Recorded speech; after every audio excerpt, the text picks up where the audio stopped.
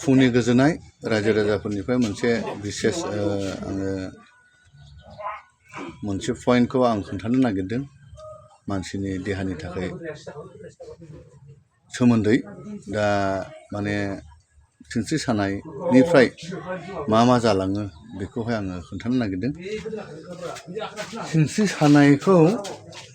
सानायखौ मानसिफ्रा ओरैनो नर्मालि साखायो होननानैहाय सानो, नाथाय सिनस्रिया सायो हय कमन होननानै बयबो रायजो राजाफ्रा बेबायदि सानो।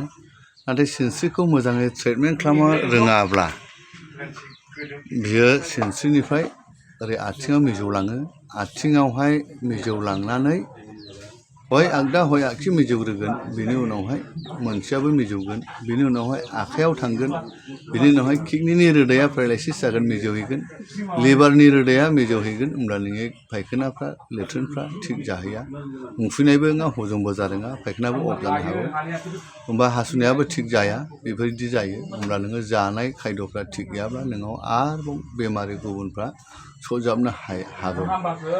दा बेबायदि अबस्थायाव बे बारा जालाङोब्ला आथिं आखाइ बख्रबलांजोबो, आथिं आखाइफ्रा बख्रबलांजोबखांनायनि उनावहाय लास्टआवहाय माने रावाबो सालायफ्राबो बन्द' जाहैयो, मेगनबा नुहैयो, आथिं आखाइखौ सोलायनो हाया, थननानै थाजोबो।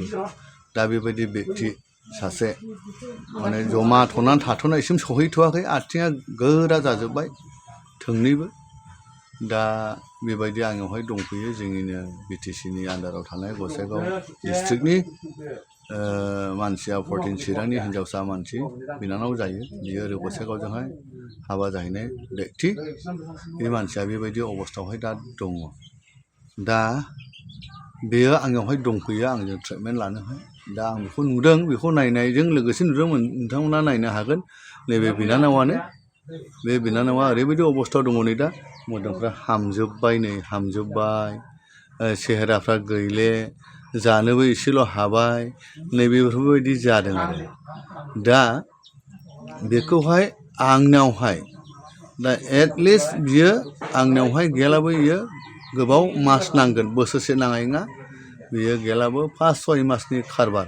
बिनि सिगां मोनसे अपसन दङ, बे अपसना मोजां जालासो बेखौबो आंबो अब्लासो आं बेखौहाय मोजां खालामनो हागोन होननानै आङो बुंनो हागोन।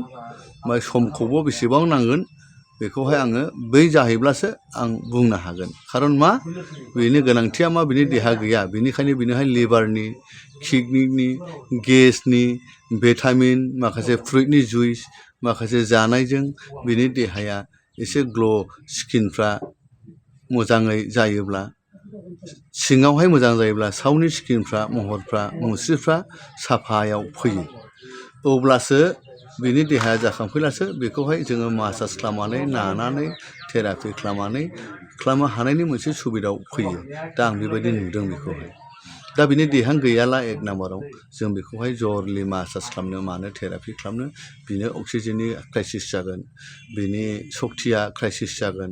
दा बेवहाय आं एसे थानबानावहाय फैदों।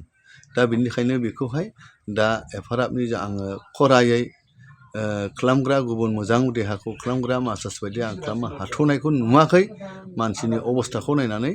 दा बेखौहाय आङो सिगांहाय देहाखौ एसे सक्तियाव लाबोग्रोनायनि माखासे खायदा आगजुखौ आं दहाय बुंखाबाय, मुलि दावालि जानाय लोंनाय, बे देहाया फैब्लासो, लामायाव फैजेनब्लासो आं बेखौहाय होमब्लासो मासाज खालामनायावहाय फेंनाय मानाय रोहोनो हागोन आरो।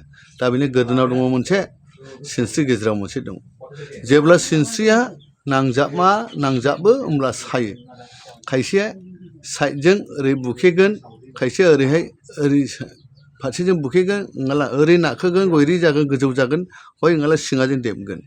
मोनब्रै प्रब्लेम जायो सिनस्रिया नांजाबनानै सिदायैनो दावथदबो जायो। बे दावथद जालांबाय, गाराय जालांबायब्ला, जेब्ला दावथद मोदोम जाबाय होमब्ला सिङा साला, होमब्लानिया सानगोन, सिंनि मालिकआ, बेक्तिया सानगोन जे आंनि सिङा सागाबाय बोरैबा बोरैबिनो, बिजि लाना, मुलि जाना, माबा माबि नानानै सागाबाय सानगोन।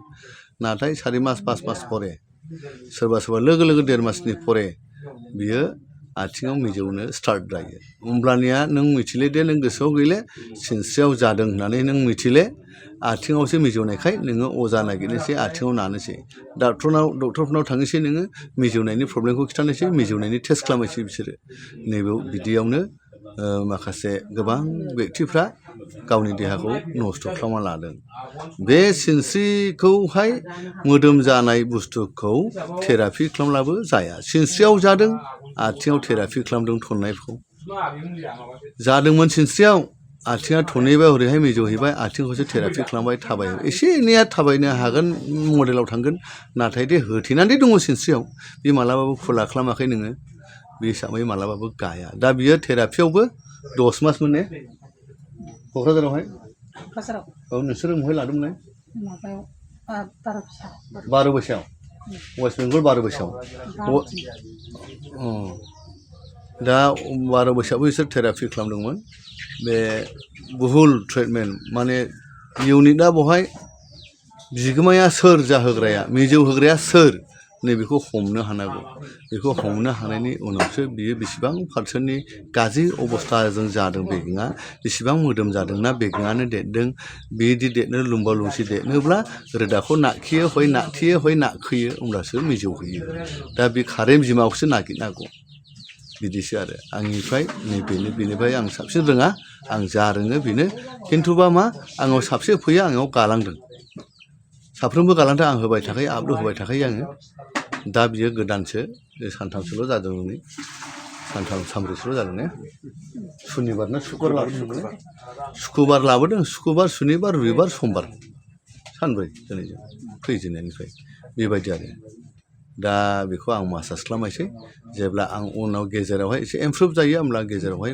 खनसे होबावो बिनानावखौ खेबनानै दा बेयो मोनसेबो सुरुवात जाथ'वाखै दा बेखौहाय आङो सक्ति फैनायनि माखासे बेखौहाय 1 नाम्बारावहाय आङो आखायाव लाग्रोनो गोनांथि जानानै फैदों बेखौ मानो होनोब्ला बे दुरबल बेखौ मासाज खालामनायनि खायदानो जोबहैनानै दङ बिराद दुरबलाव दङ जोबथा दुरबलाव दङ बे हिसाबै आं एसेनोसै दोनथ'नाय जाबाय